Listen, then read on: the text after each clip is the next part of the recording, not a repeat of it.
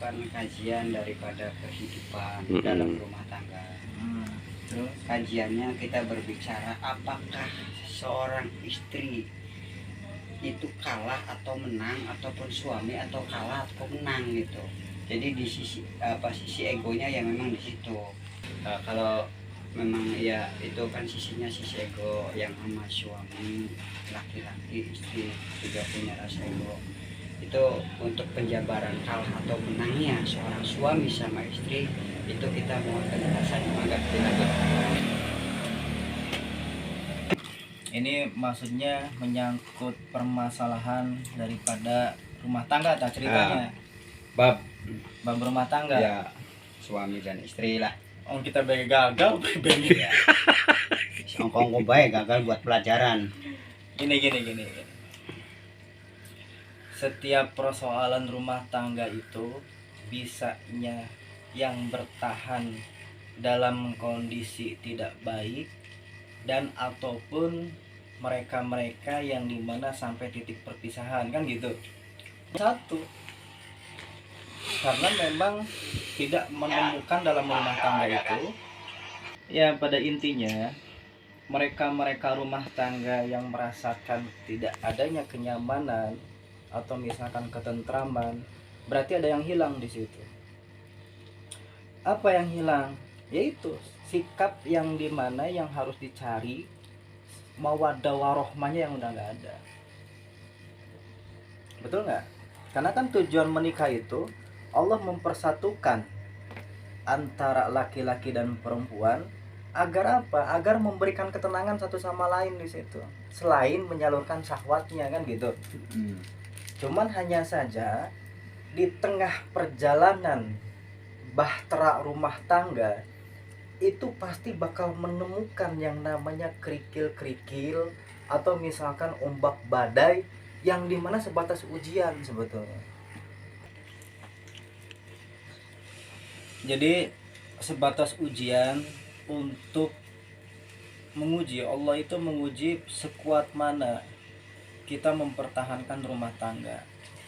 Jadi rumah tangga itu kenapa sih banyak orang yang dalam arti merasakan ketidaknyamanan, ketidakcocokan, sebatas ujian ya? Ya. Ujian. Jadi jangan pernah berharap yang namanya hidup itu bakal menemukan titik ketenangan.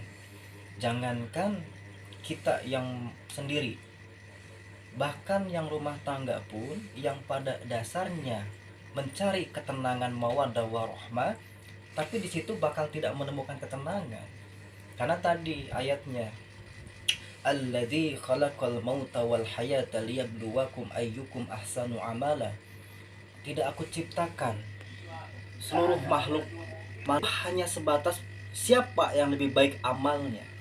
Apapun itu, rumah tangga, jabatan, sosial, ya semuanya ujian.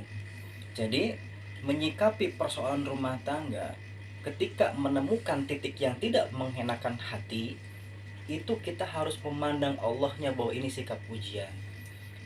Nah, hanya saja perjalanan antara suami dan istri itu terkadang tidak pernah menemukan titik kebahagiaan karena dia lupa dengan perannya masing-masing.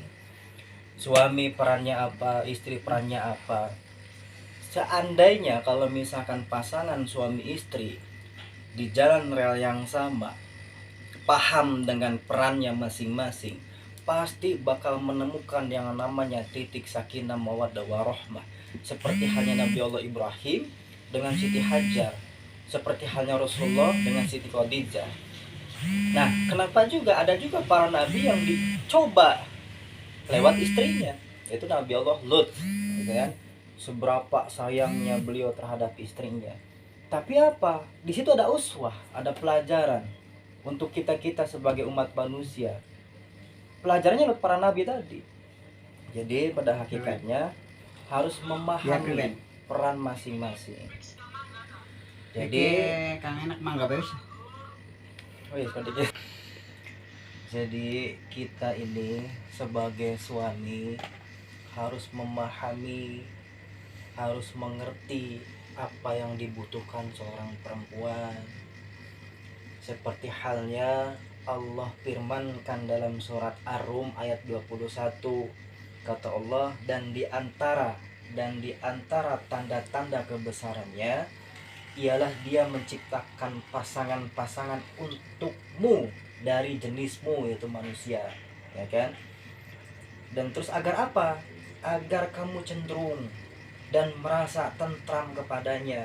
Nah, berarti kan mengupas ayat ini bahwasanya Allah mempersatukan antara laki-laki dan perempuan. Pasti di dalamnya ada ketenangan untuk bersaling keluh kesah, saling bercerita, saling berkasih dan sayang. Nah, berarti kalau seandainya rumah tangga tidak menemukan ketenangan, berarti ada yang salah dengan kitanya, bukan ayatnya. Jadi kita harus merujuk ke ayat tadi. Bagaimana caranya menciptakan ketentraman dalam rumah tangga? Ya kita harus kembali ke ayat, kembali ke sunnah. Bagaimana kita menyikapi tentang sunnah Nabi Allah Muhammad SAW itu memperlakukan Siti Aisyah dan istri-istrinya yang lain itu dengan penuh kasih sayang. Ketika istri marah, bagaimana sikapnya, kan begitu. Cuman tatkala permasalahan ada, kebanyakan yang namanya laki-laki itu ingin selalu unggul dalam permasalahan itu, karena memang egonya yang merasa dia ini memang kepala rumah tangga, nggak mau diatur seorang istri. Jadi kita ini kadang-kadang menutup mata ketika istri capek, ketika istri lelah, kita selalu ingin dituruti kemauan kita oleh istri. Padahal Rasulullah itu mencontohkan tugas-tugas rumah itu Rasul yang mengerjakan, kayak cuci piring, cuci baju, ngepel, segala macam. Nah, zaman sekarang nggak begitu. Makanya apa? Makanya bibit bobot permasalahan selalu ada. Banyak perempuan yang mengambil alihnya seorang suami, begitupun suami banyak yang mengandalkan kemampuan seorang istri. Di situ letak permasalahannya. Ya, kembali ke ego kita masing-masing. Makanya kalau misalkan menyikapi hubungan rumah tangga itu, lihat Allah dan Rasulnya. Bahwasanya apa? Bahwasanya ketika kita ijab kabul, gitu kan, kita terima nikahnya, terima kawinnya, gitu kan, itu salah satu saksi gitu, bahwa kita itu bersaksi kepada Allah bahwa akan menjaga lahir batinnya seorang istri. Paham ya sampai sini ya? Gitu. Ini ayatnya mengatakan, dan dia menjadikan di antaramu rasa kasih dan sayang. Nah, Allah membahasakan dan Allah memberikan di antara keduanya ada kasih dan sayang. Di mana ada kasih berarti ada sayang, dan di mana ada sayang berarti ada kasih. Gitu. Jadi kalau misalkan rumah tangga saling cekcok, saling tidak ada ketentraman, berarti hilangnya kasih dan hilangnya sayang. Gitu, ya kan? Nah, di situ makanya apa? Makanya iblis itu yang paling terbesar, pasukan iblis paling terbesar, hadiah daripada iblis itu, di mana ganjaran dari iblis terhadap sekutu-sekutunya yang mampu menggagalkan perceraian antar rumah tangga, bahkan dikasih tahta sama iblisnya langsung. Karena menurut iblis itu pekerjaan yang paling hebat untuk menggagalkan yang namanya pasangan rumah tangga atau menghancurkan yang namanya rumah tangga. Dan terus kata Allah, sesungguhnya pada yang demikian itu benar-benar terdapat tanda-tanda kebesaran Allah bagi kaum yang berpikir. Jadi maksudnya gini, bagi kaum yang berpikir tentang masalah jodoh itu, setiap hal persoalan pandang Allahnya. Karena Allah memilihkan itu istri untuk kita, kita terima bahwa ini jodoh kita, dan kita rawat, kita jaga sampai di mana yaumil akhir. Tuh, makanya yang akur-akur aja pengen enaknya baik. Ya. Iya, sip. Ya. Ya. Makanya seorang istri itu adalah pakaian untuk dirimu, begitupun dirimu adalah pakaian untuk seorang istri. Jadi kalian itu saling melengkapi. Makanya ketika kita menerima perempuan itu terima kekurangannya, jangan terima kelebihannya. Oke. Karena apa? Karena yang selalu menjadi persoalan itu daripada kekurangan satu sama lain. Dan yang sering jadi masalah itu kekurangan satu sama lain. Itu makanya kita harus bisa menerima kekurangannya, ya kita terima dan kita lengkapi kekurangan satu sama lain. Stop. Kita merujuk ke salah satu doa sebagai penutup, seperti halnya Rabbana hablana min azwajina wa Amin. dhurriyyatina qurrata a'yun wa Amin. muttaqina imama, kan begitu bahasa Iya. doanya. Itu minta ketenangan gitu kan. Jadi kembali lagi mungkin itu saja mengenai persoalan yang tadi diobrolkan antara Bab rumah tangga. bab rumah tangga. Ya, yang berbicara ini belum tentu baik daripada yang mendengar, banyak kekurangan.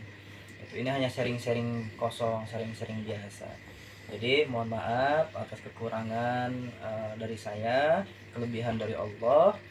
Mudah-mudahan bisa diterima untuk menyikapi persoalan berpasang-pasangan yang namanya rumah tangga. Jadi perbanyaklah mencintai, banyak komunikasi, ciptakan kasih dan sayang yang hakiki karena Allah. Gitu ya. Itu saja yang dapat saya sampaikan. Wabillahi taufiq wal hidayah. Wassalamualaikum warahmatullahi wabarakatuh. Waalaikumsalam warahmatullahi wabarakatuh.